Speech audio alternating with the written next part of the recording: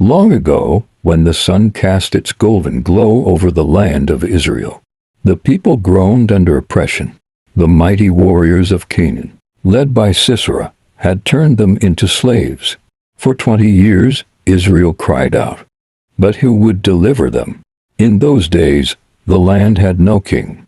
There were no strong men to lead the people to war. But in the hill country of Ephraim, beneath the shade of a tall palm tree, a woman sat in judgment. She was Deborah, the wife of Lapidoth, a woman whose wisdom was sharper than a warrior's spear. Her voice was soft like a river's song, yet when she spoke, men listened as though thunder had rolled through the sky. Every morning people gathered under the palm of Deborah, just outside the town of Ramah. From sunrise until dusk she settled disputes. She was like a mother to the land, guiding the lost and strengthening the weak. But even as she judged, her heart was heavy, for she saw the suffering of her people. One evening, as the sun dipped behind the hills, an old man approached her, leaning on his staff. His face was lined with sorrow. "Mother Deborah," he said, bowing low, "for how long will we suffer under the hand of King Jabin? His commander, Sisera, rides with 900 iron chariots." Deborah sighed and looked toward the distant hills. "I have waited for the voice of Yahweh," she said. And today his word has come. That night, as she lay beneath her tent, the voice of the Almighty whispered to her soul. It was not the wind nor the rustling of leaves, but the clear voice of the one who called Moses from the burning bush. "Send for Barak, son of Abinoam, from Kedesh in Naphtali," the voice commanded. "Tell him to take 10,000 men from Naphtali and Zebulun, and lead them to Mount Tabor. There I will lure Sisera to the Kishon River, and give him into your hands." At dawn Deborah rose with fire in her eyes. She sent messengers to fetch Barak, a warrior of great strength but a man whose heart was troubled by fear. When he stood before her, she fixed her gaze on him. "The Lord, the God of Israel, commands you," she declared. "Take 10,000 men and prepare for battle. For the Lord has promised that Sisera will fall." Barak looked at Deborah, his lips pressed into a thin line. He had heard of her wisdom, her visions, and her courage. But to go against Sisera's army was like standing before a roaring lion with nothing but a stick. "If you go with me, I will go," Barak said at last. "But if you do not go with me, I will not go." Deborah's lips curled into a knowing smile. "Very well, I will go with you," she said. "But because of your hesitation, the honor of victory will not be yours. The Lord will deliver Sisera into the hands of a woman." The wind whispered through the trees as Barak bowed in obedience. The drums of war had begun to beat in the land of Israel, and under the palm of Deborah, destiny was set into motion. 10,000 men gathered from the hills and valleys. Barak led them toward Mount Tabor, where the battle would be fought. And just as he had promised, Deborah went with him. She was not a warrior, but she carried a spirit that made even the strongest men stand taller. As they climbed the mountain, the Canaanites heard of their movement. Messengers ran to Harosheth Hagoyim, where Sisera ruled with an iron fist. "Lord Sisera," they cried, "the Israelites have gathered at Mount Tabor under Barak and the prophetess Deborah." Sisera's lips curled into a sneer. "Foolish Israelites," he said. "They rise against me as ants rise against the foot of a giant." With a wave of his hand, he summoned his army. 900 iron chariots rumbled like a storm across the land. The earth trembled beneath them, and the dust of their march darkened the sky. From the peak of Mount Tabor, Deborah stood watching. The sound of war filled the air, but she did not tremble. Instead, she lifted her face to the heavens, waiting for the Lord's command. Then, the voice of Yahweh thundered in her heart. "Arise, Deborah. Arise, Barak. For this is the day the Lord has given Sisera into your hands." Deborah turned to Barak, her eyes ablaze. "For the Lord goes before you. Now is the time, go." With a shout, Barak raised his sword. "For Yahweh, for Israel." The army of Israel descended from the mountain like a flood. charging into the valley below, where Sisera's iron chariots waited. But they did not know that the Lord himself had prepared a trap. Below, Sisera stood tall in his golden chariot, his armor glinting like the midday sun. His confidence was as firm as the iron wheels beneath him. He had crushed many nations before. Israel would be no different. Let them come, he sneered. They are nothing but sheep charging toward lions.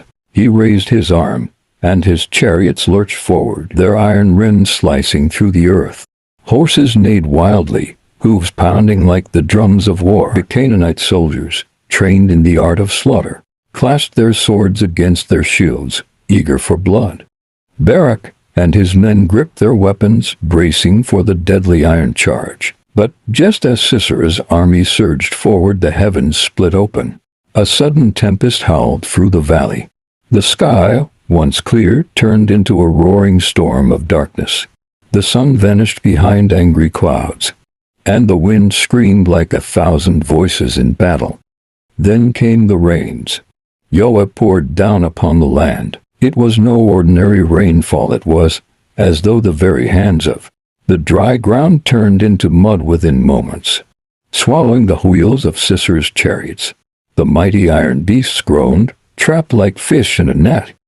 Horses neighed in terror, some rearing up and toppling their riders into the sludge. The Canaanite soldiers panicked. They had relied on their chariots for speed and strength. The Kishon River, once calm, overflowed its banks, sweeping men away in its raging current. But now their greatest weapon had become their greatest weakness. Yahweh fights for Israel. Deborah's voice rang across the battlefield. Strike them down. Victory is ours. Barak and his warriors descended like a wave of fire, cutting through the confused and drowning Canaanites. Their swords sang, their spears thrust, and their enemies fell one by one. Sisera, watching his proud army crumble before his eyes, felt fear for the first time in his life. He pulled at the reins of his chariot, but the wheels were trapped deep in the mud. With a curse, he abandoned his chariot. He did not fight. He did not command. He ran. Sisera ran, the once mighty commander of Canaan, whose name alone had made Israel tremble, now stumbled through the wilderness like a hunted beast. His golden armor, once polished and proud, was stained with mud and shame. His breath came in ragged gasps as he fled further from the battlefield. In the distance, he spotted a camp, a small cluster of tents nestled under acacia trees. His weary eyes lit up with hope. He knew this place. It belonged to Heber the Kenite, a man whose people had once been allies of Israel, but now lived in peace with King Jabin of Canaan. If anyone would hide in, it was them. Staggering forward, Sisera approached the largest tent. A woman stepped out, her long robe swaying as she studied in. Her name was Jael, the wife of Heber, and though she wore the grace of a gentlewoman, there was fire in her spirit. "My lord," she greeted, bowing slightly, "you are weary. Come inside and rest." Sisera glanced over his shoulder. No one had followed in. The Israelites were still slaughtering his men in the valley. He had escaped death. "Yes," he said, stepping inside the tent. "Give me water, I am parched." Jael knelt beside him, her hands steady, but instead of water she brought him a skin of milk, warm and soothing. She watched as he drank deeply, his body sagging with exhaustion. "Lie down, my lord," she said softly, covering him with a thick rug. "Rest yourself. I will keep watch." Sisera nodded. His eyelids drooped, and within moments, he fell into a deep sleep. But Jael did not rest. She stepped outside for a moment, looking toward the battlefield. The wine still carried the distant cries of men. She knew what had happened. She knew the God of Israel had handed the Canaanites over to destruction, and she knew what she must do. Her eyes burned with purpose as she stepped back into the tent.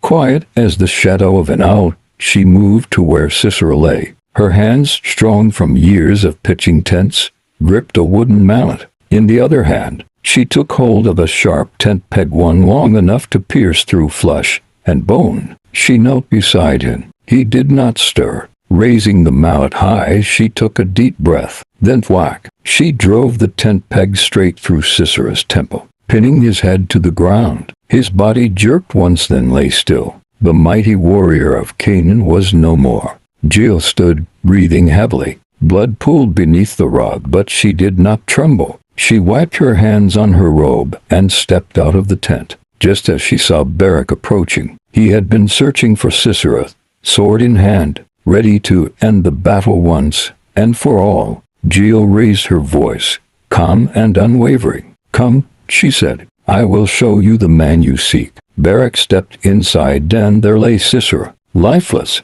the tent peg buried in his skull. And so, as Deborah had prophesied, Sisera was delivered into the hands of the evening sun dipped behind the hills as Deborah stood before the people. The land of Israel, once trembling under Jabin's rule, now roared with celebration. Men raised their swords, women clapped their hands, children danced in the dust. Barak had returned with the news the war was over, and the enemy was no more. Standing tall, with the fire of a prophetess in her eyes, Deborah lifted her hands, and the crowd fell silent. Then her voice, strong, commanding, filled with power, rose into the air like a river breaking through the rocks. "Sing, O Israel, lift your voices high, for Yahweh has shattered the mighty. He has thrown their chariots into the mud, and the warriors of iron have drowned in the flood." The people clapped and stomped, their voices joining hers in a great chorus. Deborah's voice carried the tale. How Yahweh called her to rise when Israel was weak. How the warriors marched behind Barak with faith in their hearts. How the heavens fought for them, sending rain to crush Sisera's army. And how Jael, the woman of courage, struck the final blow. As she sang, the wind carried her words across the hills, into the valleys, and beyond the rivers. Generations would hear this song. Mothers would tell their daughters. Fathers would teach their sons. For Deborah's story was not just a tale of war, it was a lesson of faith, of courage, of women rising when men had fallen. As the song ended, Deborah looked at her people, free, fearless, unshackled. She knew peace had come, but peace was never permanent. One day, Israel would forget. One day, another enemy would rise. But for now, under the fading light of the sun, Deborah stood as the mother of a free nation. And for 40 years, the land of Israel knew peace.